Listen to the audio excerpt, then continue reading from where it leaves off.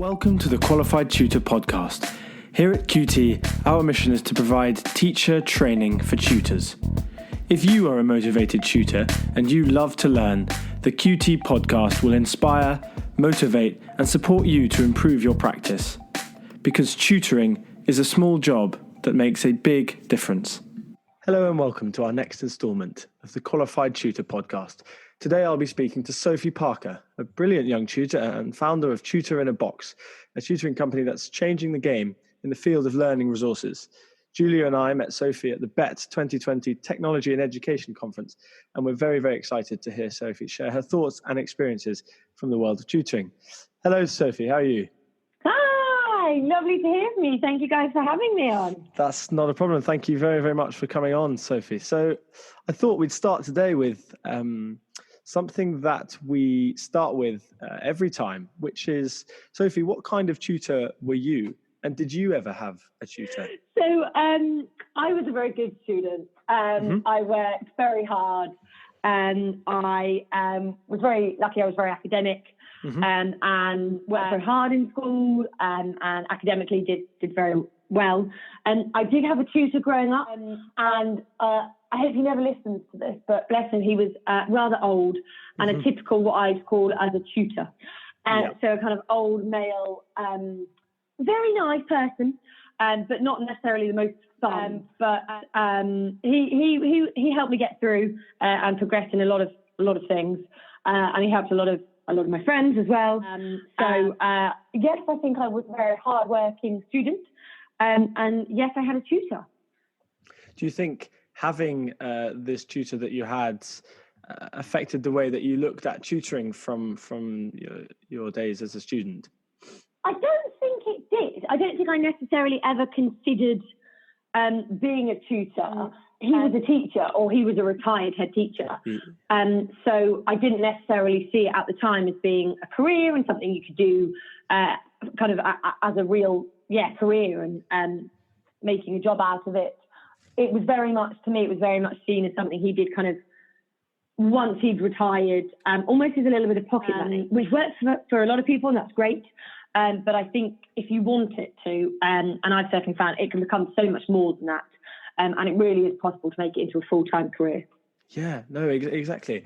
And that leads us very nicely on to kind of, Sophie, how did you get into the world of teaching and tutoring? So my background is maths.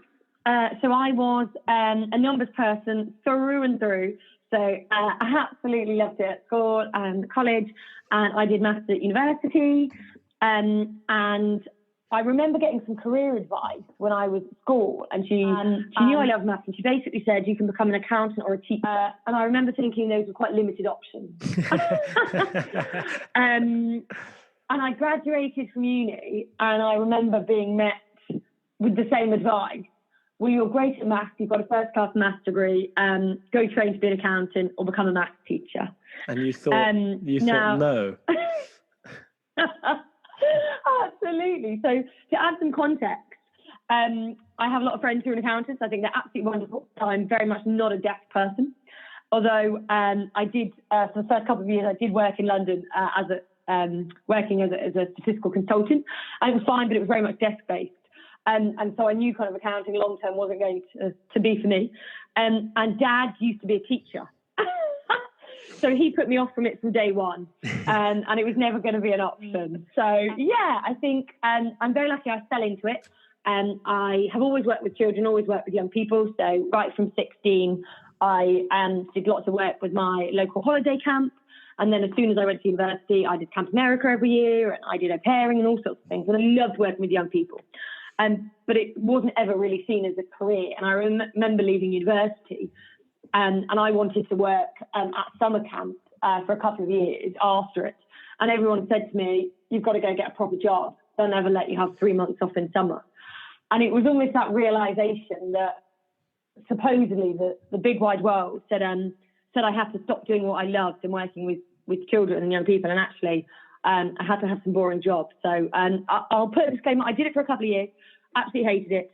And found my way back through tutoring. I guess as some people do, as they kind of fell into it. As somebody at work knew I was good with children and young people and knew I was good at maths. asked me to tutor her daughter. Started off as kind of an hour a week. Before you know it, someone else asked, and it was all through word of mouth. And I was doing it. By the second year, I was working full-time, tutoring in the evening with a full-time job.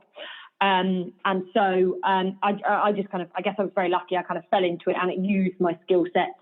And I realised a little while later that I wanted to do it full-time. Yeah. And I totally realised I've gone over my 2 minutes. I do apologise. That's not the way. Finding out the backgrounds of people who tutor now is kind of really one of the main points of these podcasts, these conversations, is so that people who are starting out or people that would like a little bit of guidance on their careers, their futures in tutoring, can understand where other people started. Those who are now doing it successfully, if they could share their thoughts on how they started. So what do you think the kind of top 3 tips that you'd give now to younger tutors who are starting out? What kind of tips would you give them if you were in their shoes? I think my first would be, don't be afraid to try something new. And I think with that, a lot of people say tutoring's not a proper job, or maybe you can't make a career out of it or anything like that. And I very much have. And I know you'll probably be interviewing loads and loads of other people who have done the same thing. If it's something you enjoy, wherever you're coming from, whether it's a background as a teacher or straight out of university, or whether it's from a corporate job in finance, whatever it is, if it's something you're interested in, don't be afraid to try it out and actually see where it leads to you. I think initially people can be put off by the fact it's not necessarily got that same support and infrastructure that maybe some careers have. So people think it won't work or it can't work. So my number 1 tip would be, don't be afraid to try it, and don't be afraid to start tutoring and see where it takes you. Yeah, no, that's brilliant. And I think taking the plunge for sure is a really key part to tutoring, because as you said, you can make something out of it if you really go for it. I guess with lots of kind of we talk about small business ideas. Julia mentioned in our first conversation that tutors are a kind of small business. They are their own self-employed business, and even though that's on a much smaller scale than you might picture when you talk about small businesses, you are selling yourself, you are selling your product. So having the confidence to really just go for it is really half the battle at the beginning. And that's why I'm so very impressed by you, Sophie, for Tutor In A Box, which when we spoke to you at the vet, I just could not believe the enthusiasm and the passion that you had for it, which really was very, very amazing to see. And which kind of is maybe I've answered my own question here, but Sophie, what do you enjoy most about tutoring? Why do you tutor? So for me, I absolutely love tutoring because I make a difference. And for me, that is a really, really fundamental part of it. I think the biggest thing is being able to help somebody and see that light bulb moment. And actually, if I've got a student who is disengaged, not enjoying school, or needs some extra support, and they actually get it in half an hour, 40 minutes with me, it is amazing to see. And I guess I get a huge sense of satisfaction from that. And it totally makes everything so worthwhile. At the end of all my lessons, I get students to do 2 things. I get them a sticky note, and I get them to write down one thing they've learned and one thing they're proud of. And this is something that's just evolved from kind of how I work and what I do. And I think it's really important to reflect on the lesson and kind of boost people's self-esteem and confidence in that subject. So I get them to write something they've learned and something they're proud of. And it is so lovely when students write down, and they frequently do, I've learned about, algebra, and I never thought I could understand it. Or I've learned about sectors of circles, and we've done 3 lessons in it with class, and I didn't understand it at all. Or I thought completing the square was the worst thing ever, and I hated it, and now I can do all the questions correctly. And seeing that and being able to have that impact, I guess, for me, is absolutely lovely and absolutely wonderful. And I feel very lucky to be able to do that. Yeah. Okay. So making a difference is the kind of the reward that you take from it.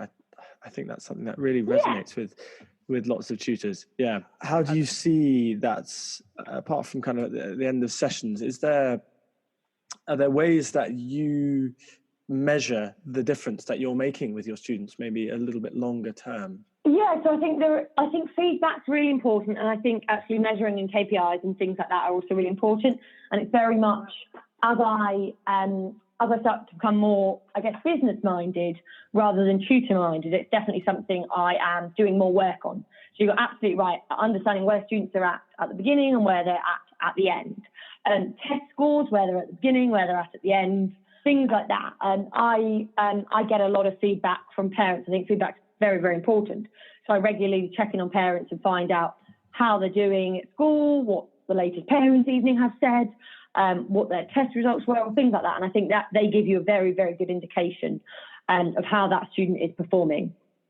Yeah. Which is really a very important part of tutoring. Is you are, for some jobs, you are supplementing the work that they're doing at school, and this could often be because they are struggling in the classroom environment. So you need to know if what you're doing is improving their performance.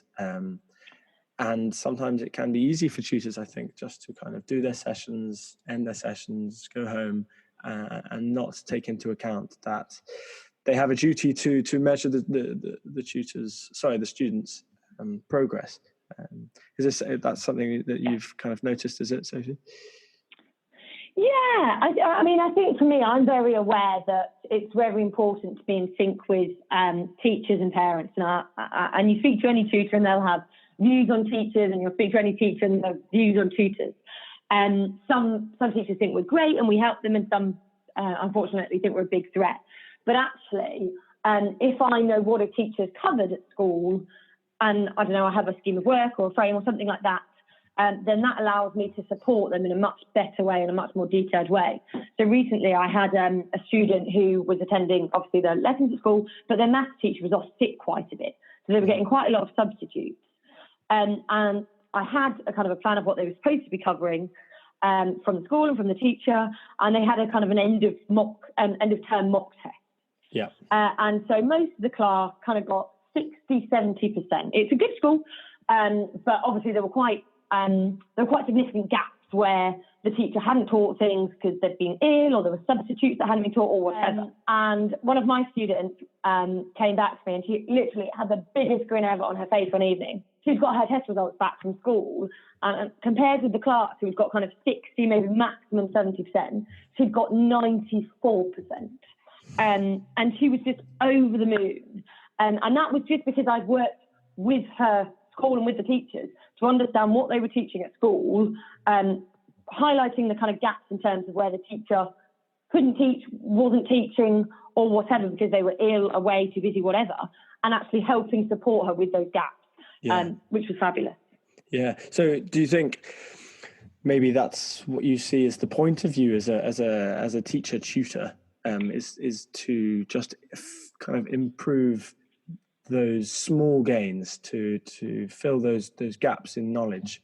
I do, and I do also think that kind of as a teacher, tutor, and whatever educator, that we actually have a much bigger role than just knowledge.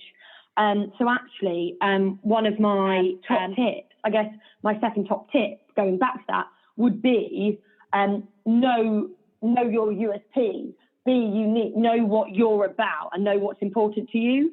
So for me, one of the really important things, it's not just about education, but it's about enjoying education. And so very much all of what we do is about making people feel good about education. So yes, it's important to plug those gaps and help them with the knowledge, but actually for me, it's far more important to do that in a fun, engaging and interactive way that's hands-on. And I'm not just about teaching them the content, and so students will come to me and I'm not just about giving them a sheet and saying, learn this, do this, whatever. It's all about having a go, using pipe cleaners, using snap cards, using Lego. There's a huge variety of different things we use, and I think it's really important to be aware of what you offer, as well as just kind of teaching the subject. And just some tips for young maths tutors. Are there any really, really good techniques, tactics, exercises you've used for younger students with maths specifically? How how long have you got? And how much will you pay me? Yeah. I think there are a huge range of tips, resources, anything like that. I'm a big believer in collaboration, not competition. And in the maths community, there is so much fabulous stuff out there.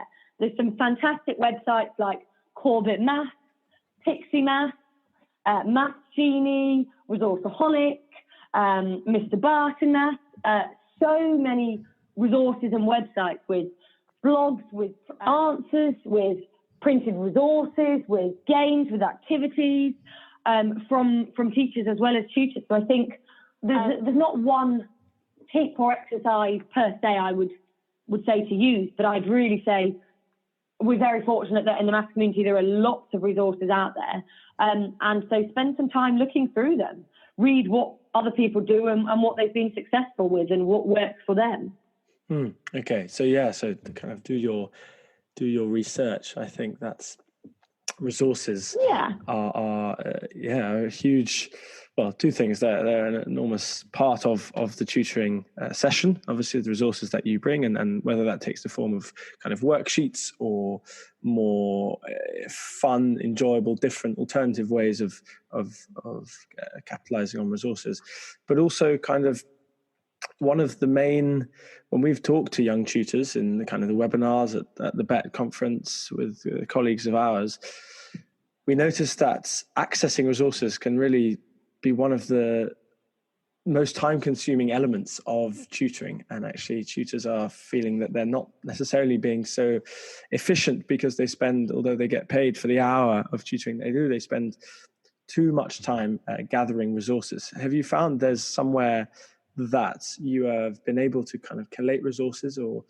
how do you gather resources, Sophie? Yeah, I think that's a really, really good point, and I think it's a very interesting one. Yes, understandably, you are kind of paid per hour, as it were, to tutor, and so the resources are outside of that. However, I think as long as you know where to look for resources, then they shouldn't need to be too time-consuming. And I think, like anything, when you start something, it takes you far longer than once you're kind of an experienced pro in it, as it were. And I've obviously still got a long way to go, but it's definitely taking me much less time now to find the resources I want than when I was at the very beginning, when I had no idea where to look. So I think some of that does come with time. I think I'm also in the fortunate position now where I create a lot of resources, which is wonderful. So I know exactly what I've got, where the best situation to use them is. And because I've created them, I know exactly that they're what I'm after in terms of they're fun, they're engaging, they're interactive, they're hands-on, things like that. So yes, it is a bit of an odd one, and it does take time, but I think as you progress and go along, it does become quicker. Mm-hmm. Yeah, and I think that's kind of the point to leave with, really, isn't it? For those listening, is that you get better at gathering, at making resources as you go on. So if those first few sessions you find really tough and you find that it's taken you ages to find resources, that maybe not even the appropriate ones, you find that you can't use them in a lesson, or the student's already done them, or that kind of thing, you will, the more sessions you do, the better you'll get at identifying which ones are useful, identifying which ones work for that student, which is a key one, and ultimately making your time more efficient, which is everyone's aim, isn't it? Yeah, absolutely. And that, I think, is like most things in life and in tutoring. The more you do something, the better you become at it. And so initially, I guess even tutoring someone, I'm sure I made loads of mistakes in my first couple of sessions, but the more and more you do something, the better and better you become at it. And the more and more people tutor, or they look at it as a business and learn to do, I don't know, their accounts or their invoices or whatever it is, the more you do something, as we tell our students, and the better you become at it. Mm-hmm. That's a key point, isn't it? What we are teaching to our students, what we are trying to achieve ourselves, and I think if you're able to instill that in your own the way that you operate, then that will be much easier to transfer over to the students that you teach. And so finally, Sophie, just looking kind of back to those days pre your tutoring work, what did you think kind of being a tutor would be like before you became one? This always makes me laugh because, and I think it's, I think part of me thinks it's awful to say it now, but I very much was guilty of not believing it was a proper job. Okay. I just knew so many tutors that did it part-time, either once they'd retired from teaching or they were on, I don't know, maternity leave. And I think tutors get a very bad rep. I think there are some very, and I'll be honest, I think there are some very bad tutors out there. Mm-hmm. People who literally do it for a bit of pocket money, probably don't declare anything, don't spend the time they should resort preparing the resources and all the rest of it, and just don't give us a bad name. But that is like, I guess, most things in life. Mm-hmm. And there are also some absolutely fabulous tutors out there. And I'm so fortunate that in my work as tutor, I've come across some incredible people. And it's really opened my eyes to the type of world and the type of career it can be if you want it to be. And so for me, I very much had this image that it wouldn't kind of be a proper thing, it might not work, but actually it is, and it's absolutely amazing. There are so many fab tutors out there who are happy to give advice, who are happy to talk to people, and can share their experiences, and they have totally changed my view of it. So yeah, I'm hugely grateful to all of them, which is in part, I guess, why I was more than happy to come on and speak about my experience, because I know so many people were happy to take time out and chat to me, that it was the least I could do. Yeah, and I think that's maybe something that we here at QT are kind of looking to improve or build on, is this communication between tutors. As we've mentioned before, we often find that tutoring, as you may have as well yourself, Sophie, that tutoring can be quite isolated. Especially if you work a lot with online tutoring, you can sit at your desk and you can tutor however many hours a day that you tutor online, but it can often be a struggle to find people to bounce your ideas off, find people to share your experiences with, like you do with in the school staff room, where you're constantly talking to other teachers. So if nothing else, if we can just inspire people to open up about tutoring, open up about sharing what went well, what went wrong for them, and ultimately make tutors better prepared when they begin their tutoring sessions, then that will be a success. So thank you very, very much, Sophie, for coming on. Those answers there will be incredibly useful, I'm sure, to many people who are listening, many people who can access them. Sophie, thank you so much for coming on to join us. It's really thank really you for having me. It's been wonderful. Yeah, very, very good to hear those answers, and all the best of luck with Tutor In A Box, and I'm sure we'll be speaking again very, very soon. Thank you very much indeed. Thank you, Sophie, and thank you for listening. We'll see you next time. Goodbye.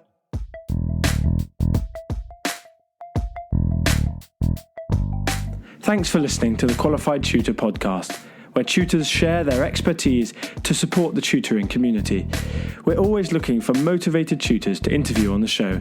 If you'd like to be part of the conversation, get in touch at podcast@qualifiedtutor.org. We'd love to learn from you.